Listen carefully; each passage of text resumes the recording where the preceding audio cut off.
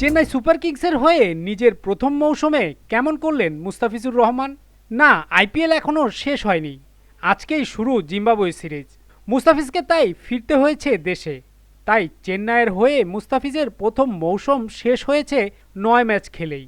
কেমন করলেন মুস্তাফিজ? বাংলাদেশের এই পেসার এবার আইপিএলে উইকেট নিয়েছে 14টি, যা এখন পর্যন্ত যৌথভাবে টুর্নামেন্টে সর্বোচ্চ।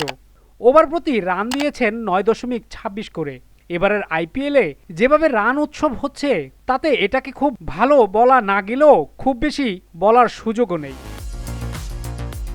চেন্নাইয়ের এম চিদাম্বর স্টেডিয়ামে মুস্তাফিজ ছিলেন দুর্দান্ত।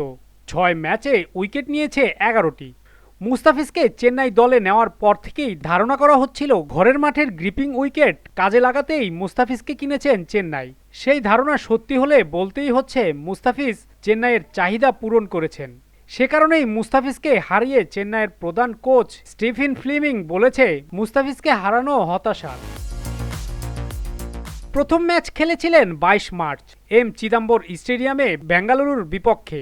একাদশের না থাকা নিয়ে শঙ্কা ছিল। মাতিসা পাতিরানার চোটে সুযোগ পেয়েছিলেন মুস্তাফিজ। সুযোগ পেয়েই বাজিমাত। অভিষেকেই 4 ওভারে 29 রান দিয়ে নেন 4 উইকেট, যা আইপিএলে তার কেরিয়ারের সেরা। মুস্তাফিজের আগের সেরা বোলিং ছিল 16 রানে 3 উইকেট। 2016 সালে তার প্রথম আসরে সানরাইজ হায়দ্রাবাদের হয়ে মুম্বাই ইন্ডিয়ান্সের বিপক্ষে। বাংলাদেশের হয়ে কোনো ক্রিকেটারেরও আইপিএলে এটি সেরা বোলিং। সাকিব আল হাসানের সেরা বোলিং ফিগার ছিল 17 রানে 3 উইকেট। তারপরের ম্যাচ 26 মার্চ এম চিদাম্বর স্টেডিয়ামে, প্রতিপক্ষ গুজরাট। চেন্নাইয়ের টানা দ্বিতীয় জয়। প্রথম ম্যাচে 4 উইকেটের পর দ্বিতীয় ম্যাচে মুস্তাফিজ পেলেন 2 উইকেট। প্রথম 2 ওভারে 23 রান দেওয়া মুস্তাফিজ ডেথ ওভারে 2 ওভারে রান দেন মাত্র 8, তুলে নেন 2 উইকেট। 31 মার্চ প্রতিপক্ষ দিল্লি, বিশাখাপট্টনম স্টেডিয়ামে খরুচে মুস্তাফিজ চেন্নাইয়ের প্রথম হার।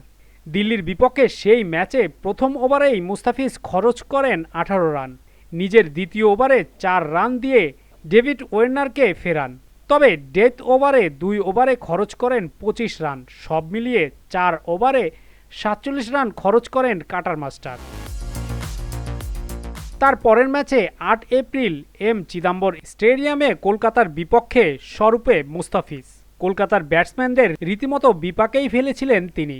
সেই ম্যাচে শেয়ার্স আইয়ার্স মিচেল স্টার্কের সামনে ইনিংসের 20তম ওভারে মাত্র 1 রান দেন মুস্তাফিজ, তুলে নেন 2 উইকেট।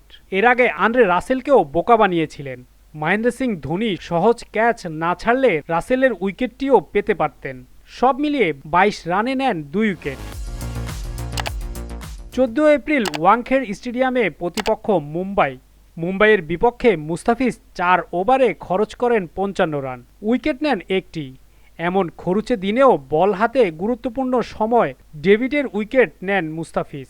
সঙ্গে মাতিসা পাতিরানার বলে থার্ডম্যান অঞ্চলে সূর্যকুমার যাদবের দুর্দান্ত একটি ক্যাচ নেন, যেটি এবারের আইপিএলে অন্যতম সেরা ক্যাচ। পরের ম্যাচ 19 এপ্রিল অটল বিহারী বাজপেয়ী স্টেডিয়ামে লখনৌর বিপক্ষে। এক পেশে ম্যাচ এদিন 4 ওভারে 43 রান খরচ করেন মুস্তাফিজ।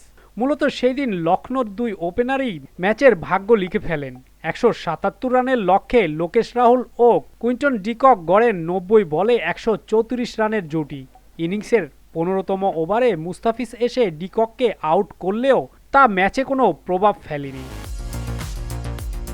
এম এ চিদাম্বর স্টেডিয়ামে 23 এপ্রিল প্রতিপক্ষ লখনৌ। মুস্তাফিজের জন্য কঠিন ম্যাচ এটি।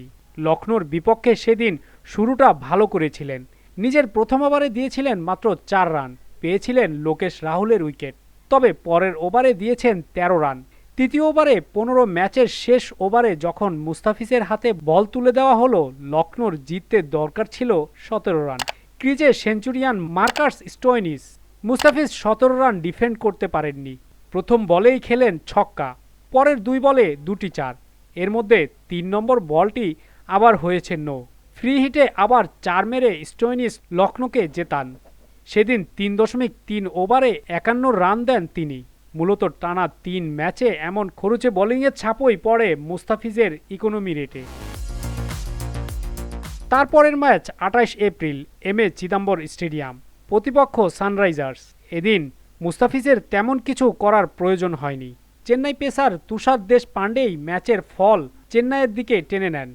ঋতুরাজের ৯৮ রানের ইনিংসে চেন্নাই আগেই ব্যাট করে তোলে ২১২ রান। এরপর শুরুতেই হায়দ্রাবাদের ৩ ব্যাটসম্যানকে ফেরান দেশপান্ডে। মুস্তাফিজ যখন নিজের তৃতীয় ওভার করতে আসেন তখন হায়দ্রাবাদের দরকার ১২ বলে ৮৫ রান। এমন সমীকরণের সময় বোলিংয়ে এসে নেন ২ উইকেট। আউট করেন শাহবাজ আহমেদ ও জয়দেব উনাদকাটকে। দেশে আসার আগে খেলেন পাঞ্জাবের বিপক্ষে ১লা মে এম চিদাম্বর স্টেডিয়ামে। ওই ম্যাচেও প্রথম উইকেট শূন্য ছিলেন মুস্তাফিজ। ১ ওভার মেডেনও দিয়েছেন। সব মিলিয়ে রান দিয়েছেন ৪ ওভারে ২২। মুস্তাফিজের উইকেটহীন ম্যাচেও চেন্নাই সুপার কিংস জেতেনি। ১৬২ রান তাড়া করতে নেমে পাঞ্জাব কিংস জিতেছে ৭ উইকেট হাতে রেখেই। বলও বাকি ছিল ১৩টি। উইকেটের হিসাবে এটি যৌথভাবে মুস্তাফিজের দ্বিতীয় সেরা মৌসুম। এর আগে ২০২১ সালে রাজস্থান রয়্যালসের হয়ে ১৪ ম্যাচে ১৪ উইকেট নিয়েছিলেন মুস্তাফিজ, আর তার সর্বোচ্চ ১৭ উইকেট এসেছে ২০১৬ সালে।